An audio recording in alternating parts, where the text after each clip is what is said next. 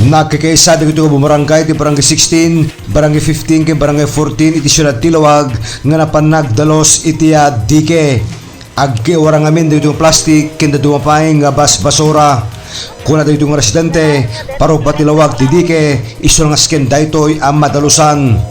Dati apo nabayag na problema mi dito yun akas may sa nga bumarangay ti 15.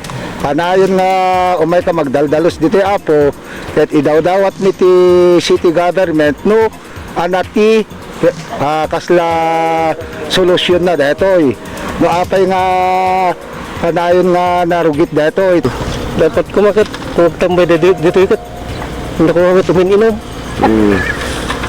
So aglalok dito basura nga naakop tayo. Yun sir.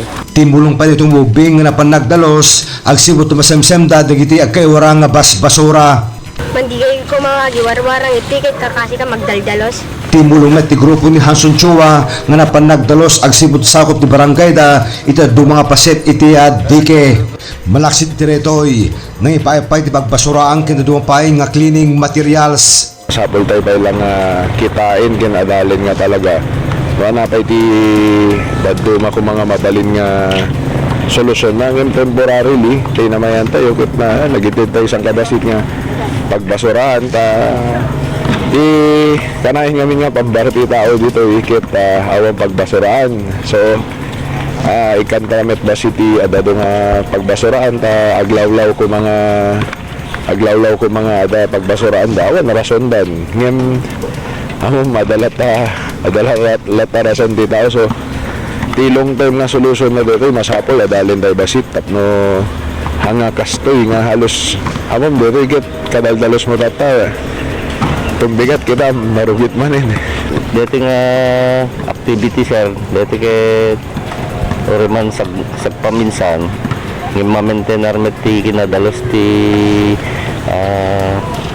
barangay ken dito kabang-ibang ta medyo mayat nga pagpasyaran namin dito iso nga pinbintas metlat lang ano nadalos kasi abay dito basketball court da Sir Carlos ken barangay mi kada Apo Hanson ket pintas dito combine da nga doa ta baring mapapintas dan tupay.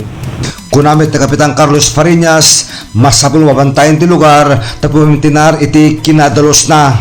Pinakita ka pukit masapul nga mamonitor at di isot pagsarsaritaan mi ken ni Kapitan Rogin datay ti problema na ngamin deta po no dito papa event ti city no ka dito night market da kada DJ papa kasta at paputok aglakod at paputok no DJ nalpasan dan no kung agipak nina po handam met nga agdalos no ka ken awam met pakakitaan ni DJ basbasura iso DJ ti makita ka po strict observation nga awan ti agibelbel ko makin proper nga ada pagipasuraan damit. Dennis Gabriel Alipio para iti balitang Ilocos Online.